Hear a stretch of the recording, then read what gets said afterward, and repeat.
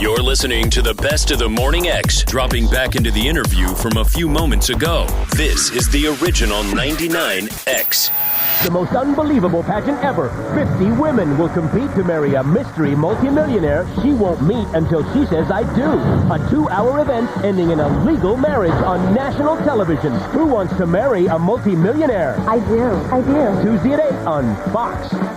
When you go out on a date where, let's say, the two of you just don't click, and you ask the person, hey, so how was your date with such and such? Usually if it's just a matter of not clicking, you say, well, that was a nice they were a nice person, but I just don't think it's going to work. Or, I don't think there was really any magic, but he or she is nice, and, maybe we can be friends, but that, Yeah. But she has really given off this impression that she didn't want anything to do with you on any level, which leads one to believe that something must have happened. You may have said something or done something that really turned her the wrong way. Can you figure out what that was? No, there's absolutely nothing like that. And I think... you know what I'm talking about, what it was, to be honest with you, was... my theory, and this is only my theory, I don't know what's going on in Darva's mind, was that she had to vilify me so much in her own mind to substantiate the fact that she was going to bag on this. Right. And didn't want, wasn't even going to make an effort to be friends. So in other words, the only way to make her look like she's not doing something bad is to demonize you. Exactly. That's the only thing I can think of. Did you ever have a way to contact her? Or you guys went straight from the show and hit the honeymoon? We hit the honeymoon, and then we spent the time together on the honeymoon. And which she goes out of her way to say you were never alone. Yeah, well, read the book. Yeah. Right? I mean, it's just so strange that she's so almost violently against, nothing happened. I mean, just... For what it's worth, because I watched the show along with half of America, I would have picked her too. I mean, when you see the way her answers are, and the intelligence, and the empathy, and the passion with which she delivers them, I don't think there's really much. You don't have to be a brain surgeon to figure that one out. She was very poised, attractive, had good answers, was articulate. Yeah. Has there ever been a more uncomfortable kiss in your life than that one? Because it was very obvious that she was not kissing you back. It goes right back to that theory. No, she was kissing me back. Was she really? It wasn't a French kiss. It was an embrace. And it just means basically it's just our two lips met together while we were embracing. Right. And again, I think that's all part of the gotta vilify Rick deal. If you're going to marry someone and you can't take them giving you a hug and pressing their lips up against yours, Jay Thomas, I guess, was on The View saying I slipped my tongue down her throat and there was saliva flying everywhere, and it's it's like everybody's. But that's the weird thing about this. It's like a big football game. Everybody's piling on because they want to get their 15 minutes. Right. I mean, there's so much stuff. I'll give you an example of how wacky this is. First of all, the press does not even have my age right.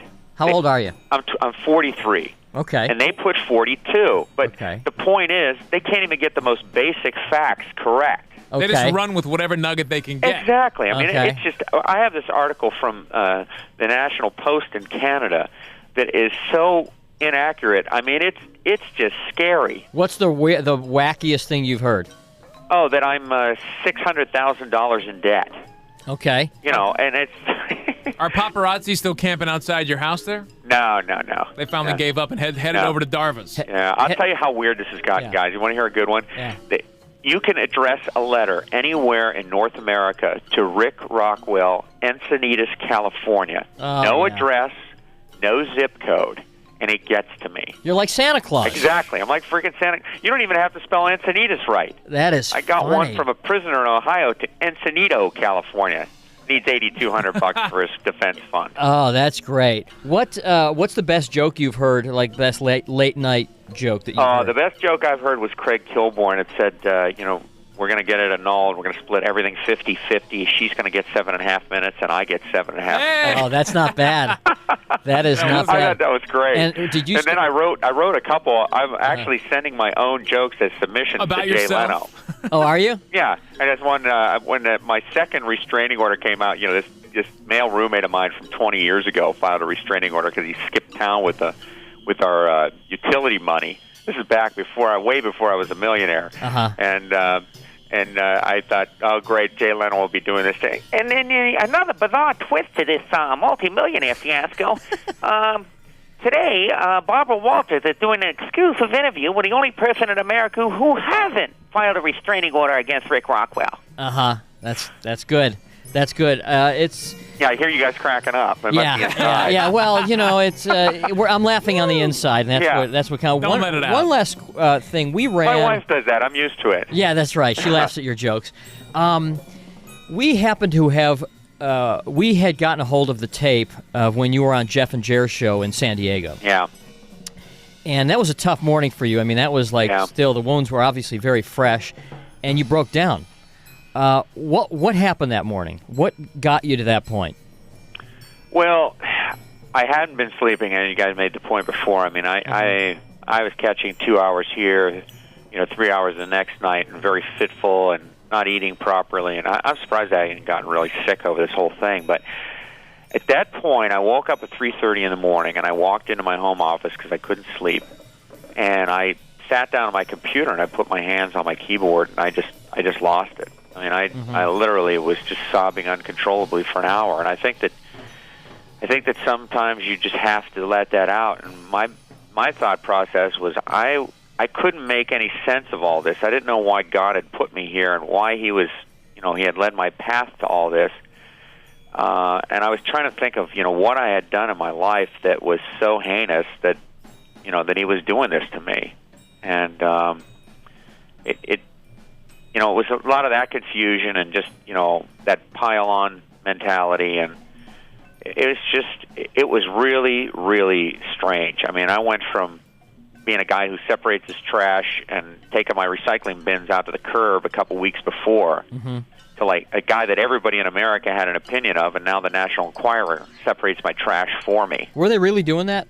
Oh, Going through your garbage? Oh, that's the first thing. That's like on the checklist of rag mags. Is to go through the trash.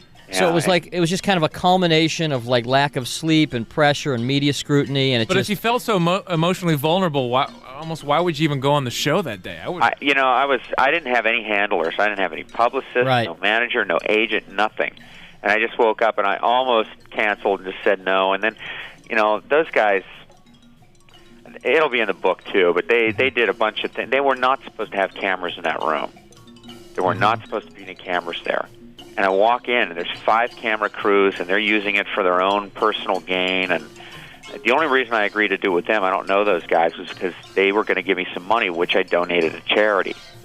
And I had a sister radio station, which I was going to go, a radio station where I'm friends with the jocks that I was going to go to after. Now, is that KGB? Yes. Rickards? Correct. Okay. Are you guys Clear Channel? No, but I used to work with Dave on that show. Yeah. Yeah, and those guys are friends of mine. So it was, it was a bit of a case of if I had handlers, it would have been a completely different morning. And I'm glad that I did stuff without handlers because most of the stuff I've had handles has been screwed up more than anything I've done.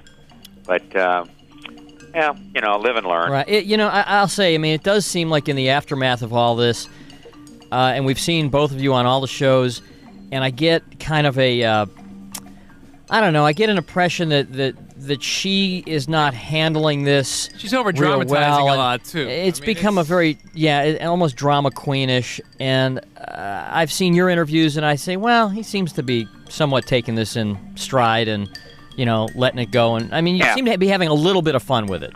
Yeah, it's certainly been an emotional roller coaster. That morning I was crying on their show and really had broken down. And then when I went over to KGB to my friends, they were trying to cheer me up, and my heart was still heavy, but, they made me laugh a couple times and, made me think, more comedic, because that's the way your mind works when you're a comic, and a comedy writer. You want to think and look for the funny side of things. I have a book that I'm almost finished with called Laughing Your Way to the Top, and it's about how to use your sense of humor to grease the skids of life and get through tough things. And I guess now I'm really qualified to write that book. How hard was it for you to come up with good material for your act?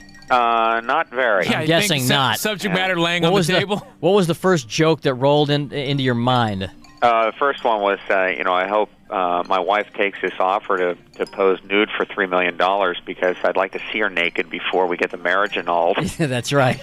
Well, I think it's always important. You give somebody a $35,000 ring and you don't even get a nipple. I know, nothing. Rick, one more thing before you leave, and if anybody qualifies as celebrity now, it's Rick Rockwell.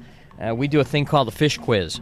Okay. I know it's 6 o'clock or 6:30 in the morning in San Diego, but you sound alert. Okay. You have 15 seconds in which to name as many fish as you can. Hell, he's in San Diego. Right. I mean, now, advantage already. anything underwater counts. I mean, it can't be like algae, but anything that swims counts, even if it's a mammal. And speed is key, Rick. Speed is really key, all right? You're really going for a record here. All right.